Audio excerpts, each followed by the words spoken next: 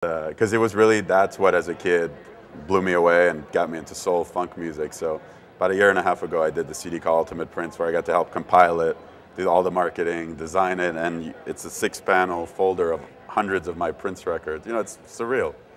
And also interesting because most album artwork now is very rudimentary and very simple, and a lot of time, work, or money isn't put into it. Yeah. Or allowed to be put into it by the labels. So how have you been able to circumvent that mentality? I'm really lucky in a few ways. The first one being that I'm doing work for these labels like Hippo Select, Rhino Handmade, you know, that actually have put more money into the packaging, because it's the whatever people are left that are actually passionate about packaging are working at these places and put, you know, a little extra money. It costs more money, you know, it's double CDs, $39, but I buy that vinyl of that record for $200, so I don't mind myself. I mean, I bought them myself for friends or whatever. So I'm lucky in that way that I get to work on box sets. You know, I'm going to be doing the Jane's Addiction box set for Rhino, which I'm really excited about, which will be really special packaging. I just did the Atlantic box sets, Atlantic Blues, Atlantic Soul, Atlantic Vocal Groups, you know, and they're all very special packages. And with artists that I manage, some of them have been independent. One of them, Gray Delisle, has been kind of independently wealthy enough to have, you know, give me the money to do crazy vinyl packages with gatefold, one-sided 45 DVDs, posters, postcards, and the label would say, we're absolutely not paying for this. I won't name them, but you know, if you guys want to pay for them, you know, sure. But then I say to the label, okay, well then you guys don't get money on the sales of this stuff, and then I became a manager, you know. So that was the next step in the progression, is personal manager. And having your own company. Yeah. I started my company when I was at NYU to just incorporate, because a friend of mine told me it was the smart thing to do, who was an attorney. I was going to say, that's usually something a friend that's an attorney recommends. S Corporation, do it. I did it. And it's been great. And it was, you know, my corporation has been, no one can ever explain what I do, because they see 1 minute I'm designing a record, but then I've also got the photography credit, but I'm also the art director, and I've directed the video, and I produced the thing, and I did the making of. I'm like, you know, it's this strange thing. Well, that all makes sense to me. And it makes sense in general, I think, because it's ways you can channel your passion for all these different things into a business, but not without having planned, you know, that this is exactly what I was going to do. And I think that's important in the music industry, and maybe really in any profession, that you let your passion take you sometimes not where you're intending to go or where you plan on going, but if you have a passion for something, it allows you to usually succeed. Most people I know who've become very successful in the music business, be they art directors or musicians or managers or agents or even lawyers, do it because they love it and still get excited every single morning, no matter how long they've been doing it. And you know, that's one thing with, again, being really lucky, like with someone like Gray Delisle, where I was doing all the art stuff, and because I was saying, negotiating things left and right, and then she says, okay, you're my manager now. And I said, I don't want to be a manager. It's, you know, it's a thankless job, you know.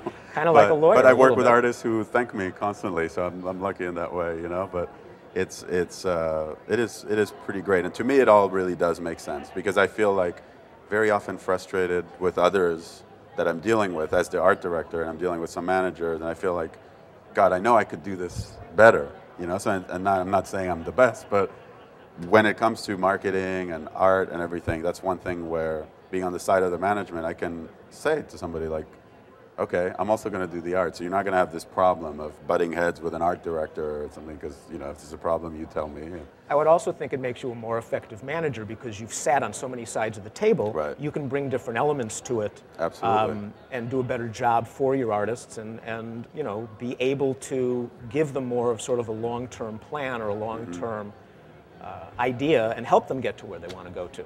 Yeah, definitely. And you know, the one thing that I personally, or one person, I guess I should say, you know, there's been people in my life, Gray's been one of them, who will say, okay, you're my manager. Or, you know, someone I'm working with, we've discussed Jeff Aroff, who, you know, he ran Virgin, he was at A&M, he was the creative director, art director extraordinaire. And started out as a lawyer. Yeah, started out as a lawyer, apparently in school with your law school with your brother. Yep. And which is amazing. And you know, I have this memory, this is again, same thing, when I bought Prince's Parade album, the Under the Cherry Moon soundtrack, in my room, on my bed, opening that gatefold, and the album was sideways, the cover. And when you opened it up, there's this belly button in the middle and the two prints connecting. Right. And I remember telling my dad, one day I'm going to design records. This is so cool. You know, who came up with the idea of making this record sideways? And then I realized I had a Frampton Comes Alive record. And I look in it, art direction Jeff Aroff, Parade, art direction Jeff Aroff. And I remember Jeffrey Kent Aroff. And I was like, you know, one day I want to be like this guy. And now it's weird. It's like we're working together in many ways. And, but he's a guy who, you know, tells me, okay, you know what, you go produce this song, you can do it. It's like Gray saying, you're my manager. So I've needed those people along the way to help me. And that's, you know, only people who have the passion themselves. You know, I was at a show last night for an artist I managed that Jeff signed to his label, and Jeff at midnight is passing CDs to people. He doesn't need to do that, you know, today. But so I try to surround myself by people with that passion. You seem like one of those people. We were talking on the phone earlier, and I actually would like to know, I know we're talking about me, but I want to know a little more about you and, you know, how you came to work with artists and being a music lawyer. I actually started like a lot of music lawyers start, as a musician. And in college, I did anything I could to play music. I wrote songs, I was a singer-songwriter, I scored student films, Wow. I scored a few questionable films, anything I could do to learn my craft. It really didn't much matter. Unfortunately, I was such a fine musician that I realized the only way, or one way I could be around what I loved, was to be a music lawyer. And the way it started, I was in the studio doing a little session, and I graduated college at that point. And one of the other guys was looking at a contract, and he said, you know, Menace, you went to college. Can you tell me what this says and read this? And I glanced down it and gave him an answer, and he said, you know, that was good. It was fast, and I understood it, and that was sort of what led me to think about law school. So I went to law school, and during the summers I interned or clerked for some music firms. I was lucky enough. It wasn't quite as competitive then. It was much easier to get that kind of an internship. And when I got out of law school, I wasn't able to immediately become a music lawyer. The firm I worked for wanted me to have a more traditional training.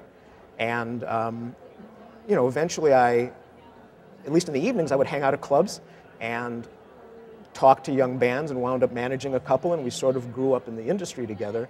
But because I was a musician, and because I don't just represent musicians, I have managers and agents and publicists and producers and pretty much everyone, like I mentioned to you, I felt that gave me a very full view and helps me be a better lawyer, because I'm able to bring a little more to the table than just somebody who represents a particular kind of client.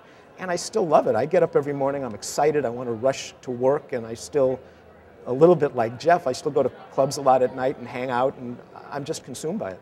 Yeah. And that, you know, and that's to bring it back to management versus creative. With like Trevor Manier, who's that young artist that's on Shangri-La Music, Jeff's label, having that relationship with an artist where they give you the trust. You know, I'm like this. It's the same. I started like playing. I thought, oh, I'm going to be a rock star one day, and I, you know, started playing guitar, and I realized I sucked at it. So I was like, okay, I'll be behind the scenes, you know. And now it's like, it's a wonderful thing. It's like you take that away, and these artists don't have those gifts, you know. They get screwed all the time. If they don't have an attorney like you, a manager, you know, who actually cares about the art, who actually cares about the music, you know, they're not going to succeed. You know, how many stories have we seen of artists who've sold millions of records and are homeless? Or it's the same with actors.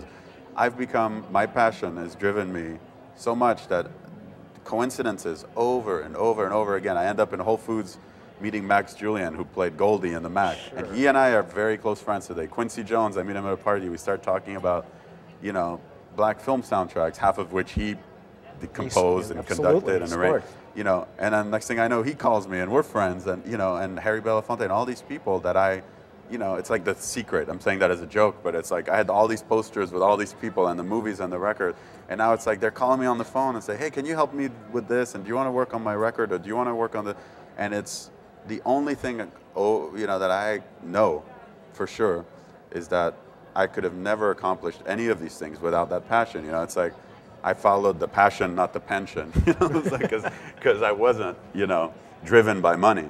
Now I have a family. I have 2 kids. You know, so I have to be a little more driven by money because I have to support a family. But I was never.